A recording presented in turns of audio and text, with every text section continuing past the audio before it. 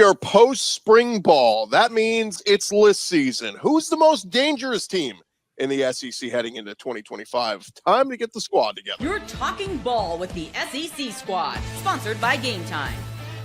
From Alabama to Tennessee, from Georgia to Oklahoma, from Auburn to Texas, it's the local experts of the Locked On Podcast Network bringing you scoops, breakdowns, and the most comprehensive preview of the upcoming SEC weekend. It's the SEC squad, and we have a seat for you. Hurt feelings and thin skin are prohibited. Squad up. You're part of the SEC squad. Oh, yeah. Welcome into the SEC squad. Sit back, grab your favorite beverage, and join us as we get you ready for another wild week. Talking all things SEC. Today's episode is brought to you by Gametime.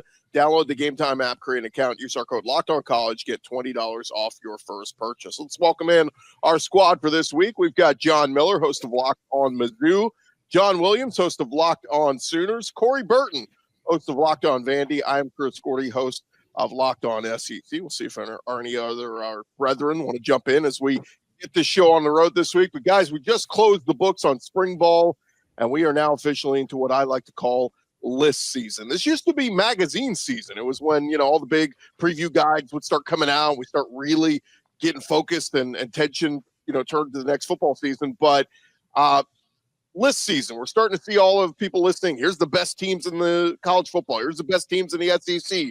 Here's the best quarterbacks in the SEC. So I want to pose the question to you guys coming out of spring.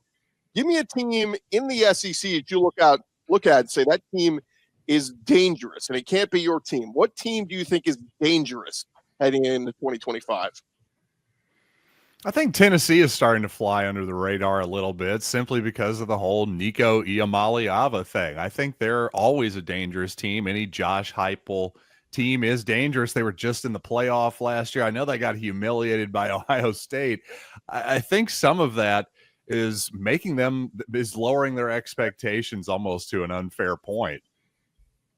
I think I'll say this because John can't per the rules, but I think Oklahoma is dangerous there with John Mateer and Arbuckle and everything and all that they got going on with their team. I think they improved a lot throughout the portal, and their team I think people need to watch out for. Venables has kind of fixed some things that he needed to fix on the offensive side of the ball. Hopefully, John, for your sake, y'all stay healthy. Vandy doesn't play y'all, so I don't care what you do. So, but I think you guys are dangerous. And then, Chris, since you can't talk about LSU, they're potentially dangerous too. They've got a lot of talent, and I'm really excited to see what Barryon Brown can do. He's a Nashville product, so we'll partial to that one. Yeah, I think, and Oklahoma fans are going to hate it when I say this, but I think Missouri is flying a little bit under the radar right now, and I hate even saying it, but the schedule really kind of lines up fairly well for them. There's not a whole lot going on with that. I mean, obviously they got the games against Alabama, Texas A&M. They're going to loom large. You got South Carolina as well, but the rest of it's pretty manageable for them. And then you got that game at Oklahoma, the second to last weekend of the season. But if they can steal a couple games in there, they might be flirting with a 10-win season once again. The other one is Auburn. Again, Oklahoma fans are going to hate it if I say it, because if Jackson Arnold is able to get the monkey off of his back from the 2024 season, Auburn's got the weapons, man, to make him a prolific quarterback in the SEC. Again, it's big ifs, but those are two of the teams that I think are still flying a little bit under the radar. Past that, I think everybody's probably pretty accurately ranked or rated right now. Yeah, I think everyone except for Kentucky, you can say, is pretty dangerous, because I'm not buying Kentucky at all. I'm not really buying Mississippi State at all either, but I think the rest of the teams in the conference, you could say, you can make some sort of claim that, hey, you better watch out for this team, because, they got a piece here, a piece there, some pieces over on the lines, and, whatever the case may be per those teams, you can make a case that they're all dangerous. So this conference is at an all-time high, just in general. So Williams, Jackson Arnold, you're really a believer, huh? That's ironic. I love the irony. Give it to me. Jackson Arnold ship. I know I've been one of those guys that have been driving the hype train even back to last offseason.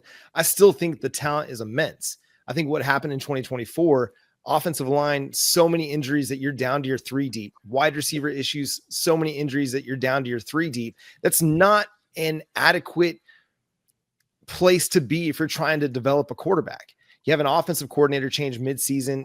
None of it went well for the kid, but there's the talent. The talent is there. To me, now it's about the mental aspect. Can he bounce back mentally from what was a really, really rough season? And it's just moments too, where, okay, you get the ball first and goal at the 5-yard line against Tennessee early in the season. What do you do the very next play? You fumble the ball. Okay. It's 23-23 in the final couple minutes against Missouri. And what do? You fumble the ball. Mizzou picks it up, runs it the other way. So it's those kind of things where if he can correct those and he gets a little bit of help from people around him, then I think he has the chance to be pretty good. But it's just a matter, I think, of the mental game. I still think he's got the tools to be a dynamic player.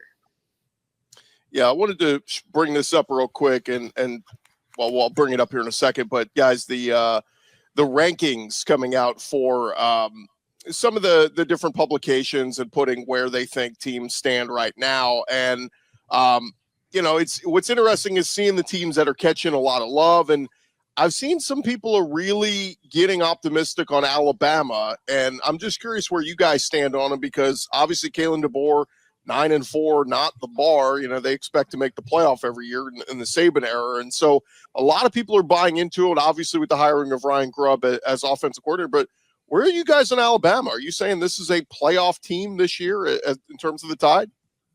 I don't know. Kind of, I think they can be. I think if Kalen DeBoer finds his guy in Ty Simpson and he proves to be that distributor kind of quarterback that they need with Ryan Grubb calling the plays, I think they can be. Will they? It remains to be seen. They're going to have to kind of prove it for me, but I think they're in a better position now than they were prior to Ryan Grubb being hired and with Jalen Milroe as quarterback. Yeah, I just need to see it.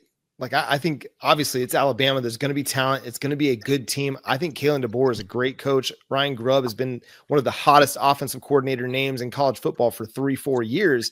Now you just have to go prove it. You had an established team, an experienced team last year, and you fell flat in some games. Can you rise to the occasion with some inexperience, especially at quarterback? That's going to be the question. I think they've got some talent. It's a matter of, can that inexperience be not so much covered up? Can it be built up to where they're not falling flat in big time games?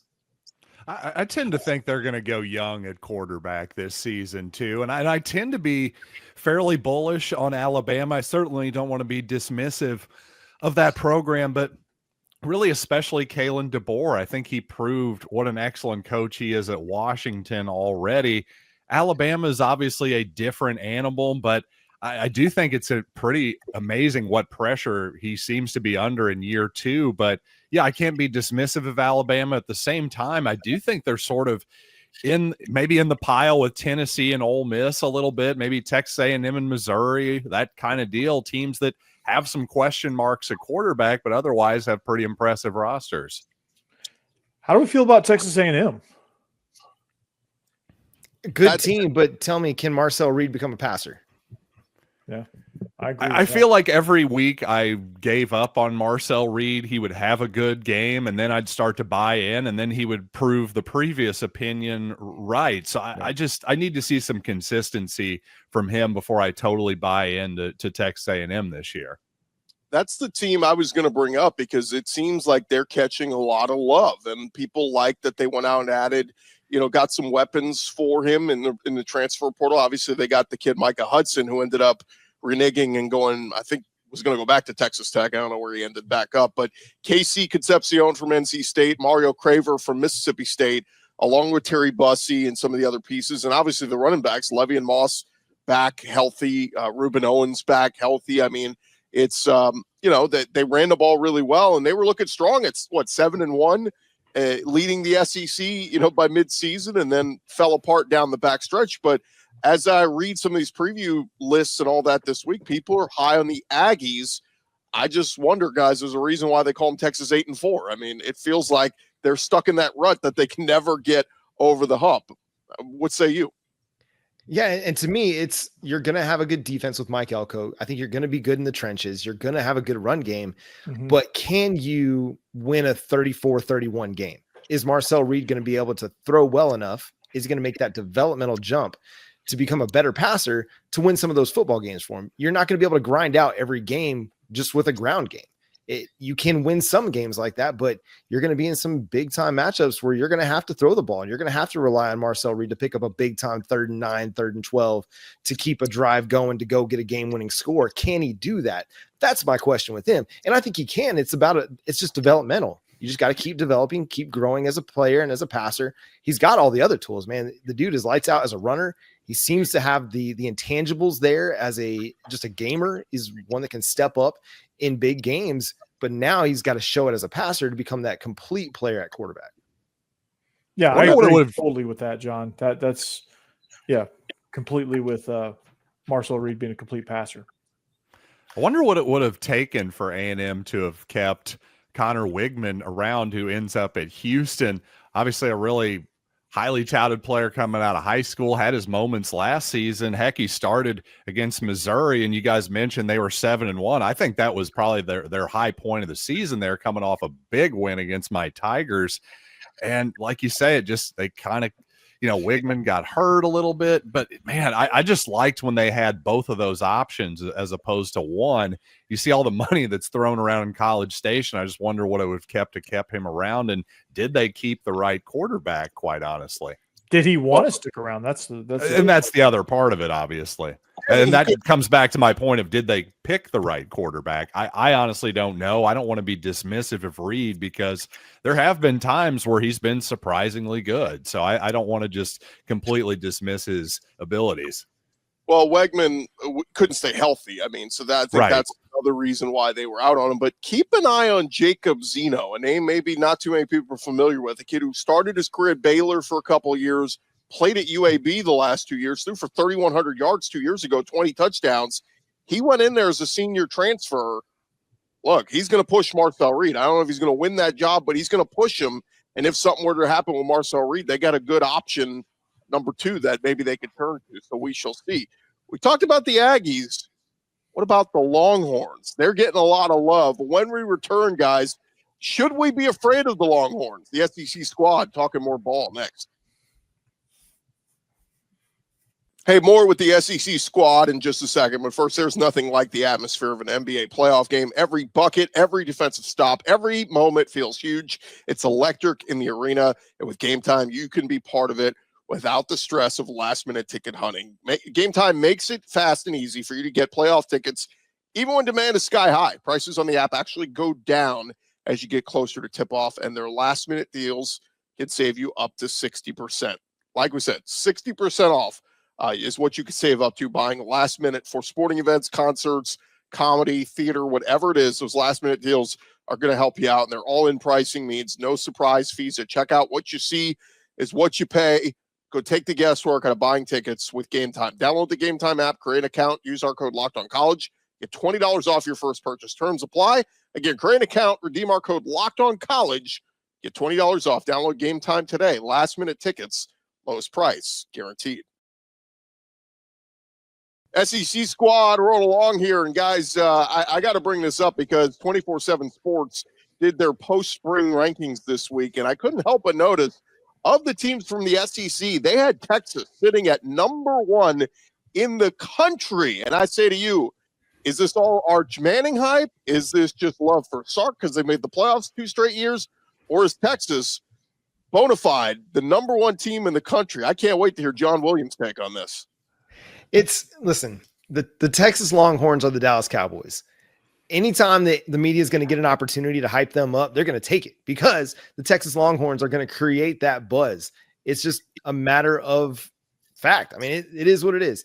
They have been waiting for Texas to be back for a decade and a half. And finally, Texas lived up to the hype, made the playoff in back-to-back years, and they could not wait to rank Texas number 1 in the preseason. Listen, can they be good? Absolutely. I think they could be a really, really good team again this year.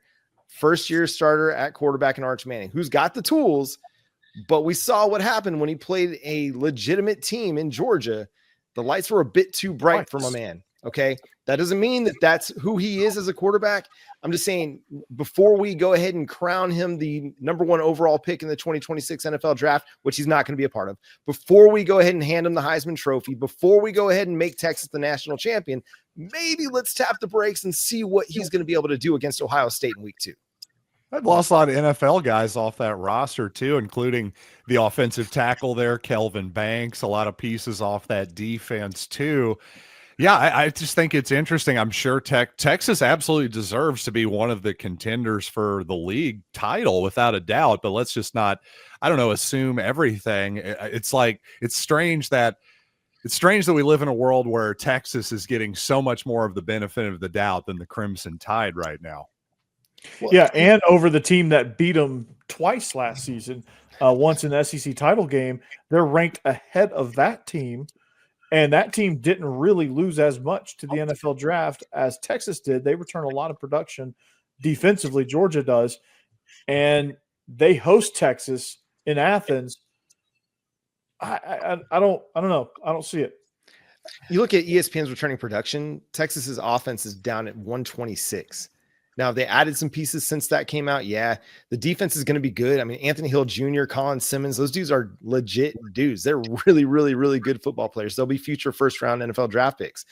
It's just there's so much turnover on offense when you lose Matthew Golden, Isaiah Bond, Jaden Blue, not Alfred Blue. That's a throwback. Jaden Blue. Sorry, excuse me. There's a lot of talent that they lost along that offensive line. I mean, retooling, it's a lot. Can Arch Manning be enough to overcome all that turnover and get all the pieces to fit together? I think Steve Sarkisian is a great offensive coach, but can they get it all to fit together this year? I don't know that. For 2027, if you want to tell me that they're the number one team in the nation going into 2026, then I'll probably feel a little bit better about that, because all of those guys on offense will have another year of experience and have played a full season as starters that you could probably feel a little bit more confident in. But right now, man, I'm just not so sure. One more guy that I do think is going to be a stud, though, for Texas, Ryan Wingo, wide receiver. Yeah. Love that dude. That dude, I hate that he plays for Texas because I love to watch that guy play football. Yeah, Missouri thought they were going to get Ryan Wingo until the last second, so I hear you. I'll just say this. Steve Sarkisian, has said recently that he thinks Arch, that chemistry he has with Wingo and some of those freshmen, that they were on the freshman team together. And so you come up together. A lot of times you got that chemistry already with those young guys, and that helps a lot. And I will say this for Texas's case, and I've had some people say, I question them being number one. I had some Texas fans say, oh, you're a hater. And it's not hating, because here's the thing. If somebody had Texas at number 10, I'd say they're underrated, right? So like I'm saying, I think you're a little too high at 1, but I think you'd be too low at 10. You're somewhere right in the middle. But here's the big question is, you just lost a ton. Have you earned that, for Texas, like, have you earned that right to just say, oh, they're just going to automatically reload and they'll be right back? No, some teams have a transition year. You have a 2-year, 3-year run, but you lose so many guys. You have what could be called a rebuilding year, where you kind of step back a little and then you take that step forward again. I think that's totally fair to say about this Texas team. And especially what John Williams said, like, if Arch is going to come back for a 26, great. They'll be absolutely hands down probably number one that year. But for me right now, it's okay to question losing all the pieces they lost. Jake Majors and all the guys on the defensive line. Alfred Collins, Matthew Golden. I mean, that's a ton of talent to lose. And Sark's recruited well, but to me, he has to prove it. We've seen Kirby do it. We saw Saban do it. To me, he's got to prove to us he can replace all that talent every single year and be a competitor. Yeah, I agree. I don't think it's crazy to predict that that's going to happen. But to your point, it's not crazy to go the other way. And especially to the more optimistic side. Well, if you look at Ohio State, who's the favorite right now, they have to replace a quarterback. Georgia, they have quarterback questions. They're, I think, fourth. Yeah, they're fourth in the odds. Penn State obviously has Drew Aller coming back. But, there's a lot of teams that have quarterback questions, but yeah, I think Gordy's 100% right. It's okay to say, hey, Sarkisian, let's see it. Those other guys have done it before. Well, and you mentioned Ohio State. Like, that's the other team that seems similar to me, because not only did they lose their quarterback, but they lost a lot of talent around the quarterback too. Emeka Egbuka, those two defensive ends that were just wreaking havoc in the college football playoff, like a lot of talent. Those two running backs that were just dominating people in the end of the season. So Ohio State, similarly to Texas, do I have questions about? And that's not to say that they can't be really, really good and be playoff teams this year. It's just, but are we just making an assumption that, okay, yeah, Texas is back. Ohio State's still the dominant team. Oregon isn't going to have any problem replacing Dylan Gabriel. The list goes on and on and on down the top 5. And I get to Georgia and I'm like, okay, Kirby gets the benefit of the doubt. 2 national championships in the last 5 years, an SEC title last year. You get the benefit of the doubt. These other guys, I still need to see them do it on a year in, year out basis. Absolutely. You hit the nail on the head with that. I mean, we haven't seen Ryan Day really compete year in and year out. He's had the most talented roster just about every year, but he's got 1 national title to show for it this past season. And then, Oregon, can they replace Dylan Gabriel? All of that has to, you're spot on with the fact that you have to prove that. And I think that's a very valid point.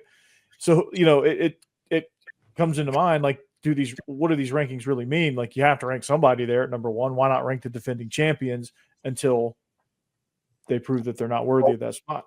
Let me throw this at you guys, because Joel Klatt of Fox Sports put out his post-spring rankings, and the team he had number 1, and it's not an SEC team, but I just want to get your guys' thoughts, because it's a former SEC coach.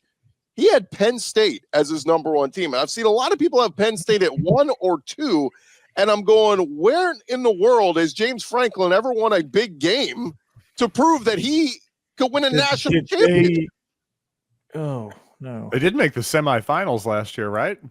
They did, but he consistently loses to Michigan, Ohio State. Like, the big game, James Franklin's become known for losing. So for me, just to all of a sudden pencil them in because we like Drew Aller is kind of right. I don't know, man. You got to prove it to me. I think that's probably a fact of, he's just trying to be a little different, to be honest with you, which I don't totally hate. But I think if he were, if that was really, I'm going to stake my entire reputation on this pick, he'd probably go with Ohio State instead, I would imagine.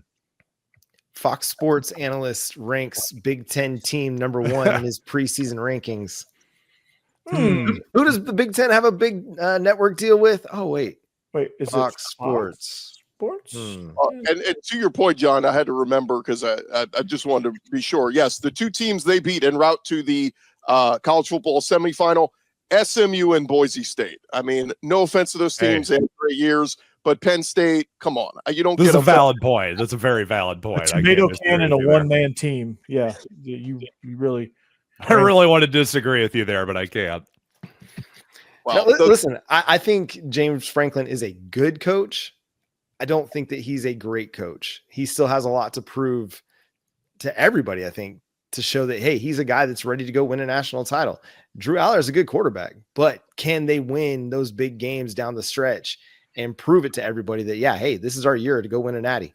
They haven't yet, and I just don't see that trend really changing with James Franklin, because Ohio State's loaded up. Oregon's loaded up. I don't even know if they play Oregon, but the Big Ten is a lot better, a lot more competitive. They got a tough road ahead of them. So I'd take Texas. I guess I'd take Texas, Georgia, Alabama, LSU, and South Carolina, maybe even A&M all over Penn State to win a championship. I don't know about A&M, but I could see the others. Lawrence Sellers is going to be a dude, but we'll find out week 3 when they host Vanderbilt. So that'll be fun. One more segment to go here, guys. When we return, who's your dark horse? I'll give you a couple of teams that are maybe on the bottom. Could they make the come up this year and make the rise to the top of the SEC? We'll talk more ball here on the SEC Squad coming up next.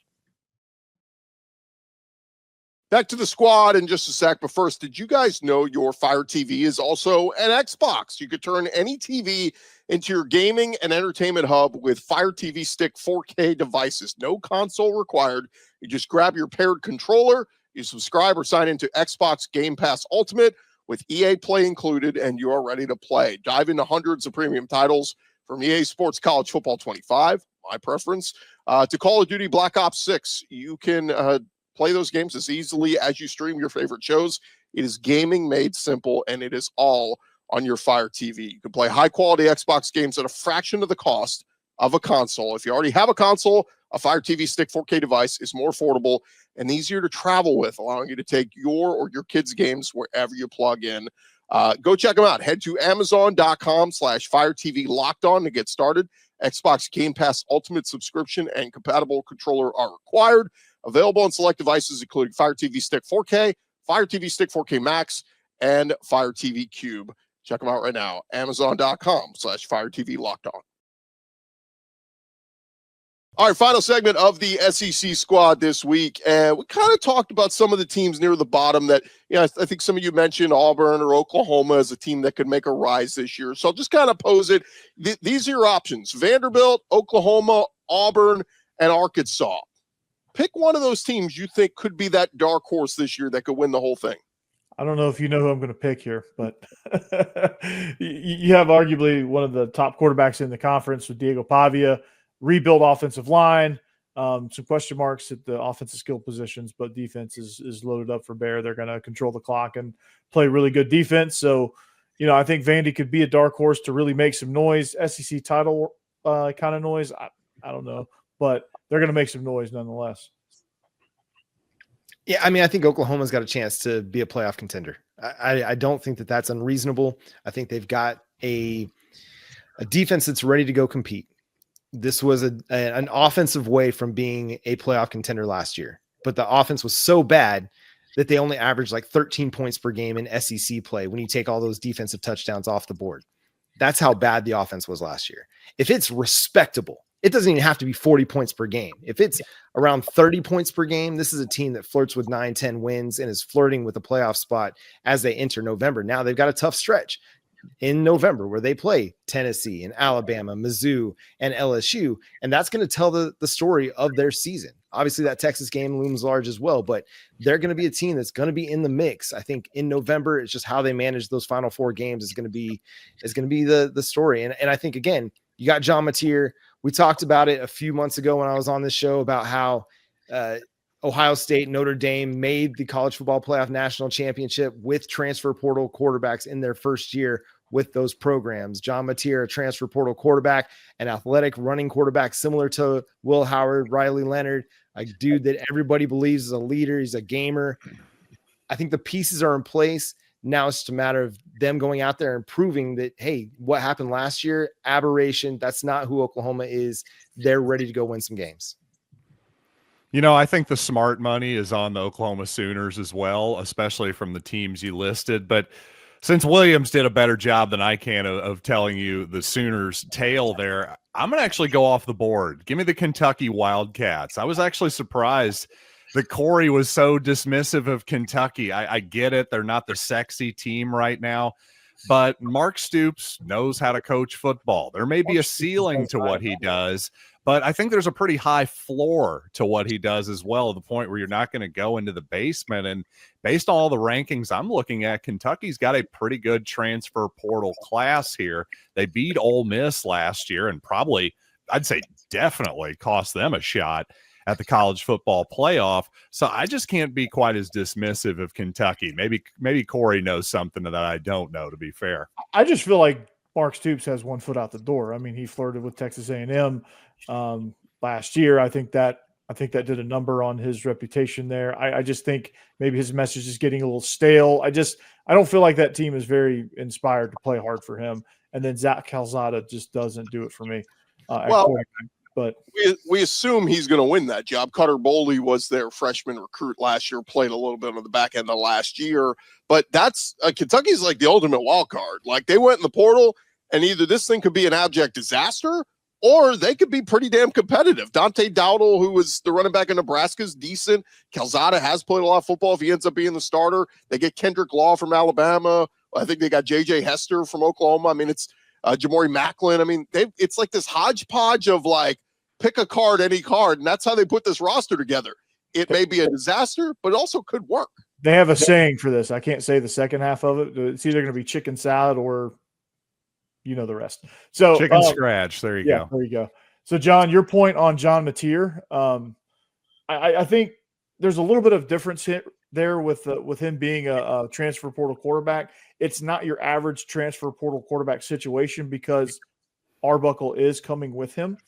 And I think there's something to be had with that system. I think it's why Diego Pavia hit so well in Nashville at Vandy, because he had Jerry Kill and Tim Beck, the combination coming with him. So he was an expert on the system. He could elevate everybody around him. I think Mateer is going to do something similar in Oklahoma, which is why I think it's going to be different than your average, this is your first year transfer quarterback situation.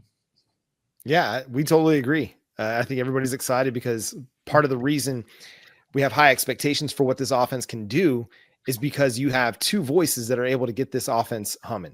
You've got Ben Arbuckle, the offensive coordinator. You've got John Mateer, the quarterback that can help off the field, get everybody on the same page. And they've brought in John Mateer's quarterback coach from Washington State as well. He was an analyst up there. He's going to be an analyst with Oklahoma. John Kuzieski, a dude that was part of the development of John Mateer, as well as Cam Ward. So a guy that, I mean, these guys know offensive football. And again, they just got to be respectable. Brent Venables is going to put a good defense on the field, and he's going to be one of the better defensive play callers in college football again this year. It's just got to get a respectable offense. You cannot have the abject failure that was Oklahoma's offense last year repeat itself, but it's not going to. It's going to be much better than what it was. Yeah, Well, dumpster fire. Let me give you guys my dark horse from that list. I'm going to go with Arkansas just because. Taylor Green. What are they going to be? Yeah, Taylor Green comes back as one of the more experienced quarterbacks in the SEC. He was really good last year. How about a wild card? That's another one. I worry about what they lost, right? They lost like multiple guys to Ole Miss. Their tight end, Luke Hass, and Patrick Kudus on the O-line. Isaiah Satania, where's he at? Oklahoma. Yeah, I mean, they lost a lot, but you still got Bobby Petrino, who knows how to call plays. I mean, so at the end of the day, a lot of people are saying Sam Pittman, he's probably going to be the first coach to go. He's on the hot seat, all this. But to me, Taylor Green, if he plays up to what he is, that defense could just hold up, Arkansas might surprise some people. I think if Sam Pittman leaves, it's probably because of health issues, and I've heard there's some health issues there, and he might retire. Is probably where he's going. But I think they're going to be kind of a tricky, dangerous team. That's going to be, it's going to be interesting to see kind of how they play. If you're talking about Kentucky being a wild card, I think Arkansas is just that too. They're going to have everybody really excited when they go to Oxford and they beat Ole Miss in week 3. Ooh. Oh. Wow. Okay. Listen, if we're going to talk like regression candidates, Ole Miss has got to be at the top of the page. Sorry, Stephen Willis. I don't mean to cause you stress, but I mean, we talk about teams that lost a lot. Like Ole Miss lost a lot. And I mean, listen, Taylor Green, I think he's a lot of fun. He could create a little bit of havoc. They lost a lot on that defense, and a lot of experience, a lot of really talented guys that went the top 4 rounds of the draft. That's going to be hard to replace, and that might be a bold prediction right here, but it would not surprise me in the least to see Arkansas go pull that upset off. And I think Steve would even tell you this, that those Arkansas Ole Miss games are about as unpredictable as they get. Like, you never know. Like that one year, I think it was with KJ Jefferson, where that game was like 50. It looked like an arena football game score. Yeah. And it was insane. But and Ole Miss was supposed to kill them, and they didn't. I don't know if I totally buy into the Arkansas half of it, but the Ole Miss might be overrated this year part of it. I am kind of buying into that, and I bought into Ole Miss last year. So this isn't a bias thing. I like Williams' take there. I really do. Yeah, I mean, Ole Miss, they're replacing probably one of their best quarterbacks in school history, Jackson Dart. And that's no disrespect to Eli Manning or Matt Corral or even Archie. But it's true. They got to replace all of that production, and that's not an easy thing to do, even for Lane Kiffin, the portal king. It's not easy. So they're naturally going to take a step back. How far of a step back that is, I'm not sure, but it all depends on Austin Simmons and how he progresses throughout the schedule and how he responds to more than just a drive or two that he had against Georgia. Well, you mentioned Portal King. I mean, it's 29 new guys coming in, but this Lane has done this the last 2 years, and they've been successful doing it. So that's core, though. I mean, they've had a core of guys they could lean on. I don't think they quite have that core this year. That's the difference. To me, if Ole Miss is going to be successful, they've got to get that run game back, because that's why they took 3 losses last year, in my opinion, was they didn't have the balanced run game to complement the offense, play ball control, stop having to punt and give the ball to the opponent. I think if they can get that run game, that's going to help Austin Simmons development way more. And yeah, I'm with you. Austin Simmons 2026 could be very scary, but maybe he has to go through some of those growing pains this year. Maybe it's an 8-4 type season for Ole Miss, but maybe building blocks for the 2026 season. We shall see. Now, Brandon's not here. Hold on. Brandon's not here. So I want to throw this out there for the chat and for everybody listening around the world. The Florida Gators are getting some love. DJ Lagway, are we high on the Gators, or what do we think about them? Schedule's still brutal, man. I love Lagway, but it still is a tough schedule. And like Lagway could be good, they could be a good team, but I think they're at LSU week 3. You got Texas. I mean, it's a tough Miami, I think it's the schedule, right? Yeah, I mean, so again, like they could be good, but still be 6-6, and we're talking about Billy Napier on the hot seat once again. So I buy in Lagway. Like I think he's going to be awesome, but the shoulder injury kind of scares me a little bit. The running backs, I like Jaden Baugh and some of the pieces they have there, but we'll see. Yeah, he still hasn't totally LSU, proven it yet either, but yeah, I like the talent too. Yeah, you go at LSU, at Miami, a week off, then you got Texas, A&M. Texas, and then A&M. Like that 4 games in 5 weeks is really that's gonna be the difference in their schedule, I think. Never easy. Yeah, I mean, if Florida could get Texas's schedule, maybe they could win an SEC title or two. You know, that's just kind of how it goes. You'd all be so lucky. We'll leave it there. Thanks so much for you guys for checking us out. Remember to follow and subscribe to your favorite SEC show. We'll be covering your favorite team every day throughout the offseason and into the season. Don't forget, I'll have you covered with the entire conference every day with Locked On SEC, part of the Locked On Podcast Network, covering your team every day. Talk to you guys next week. Peace.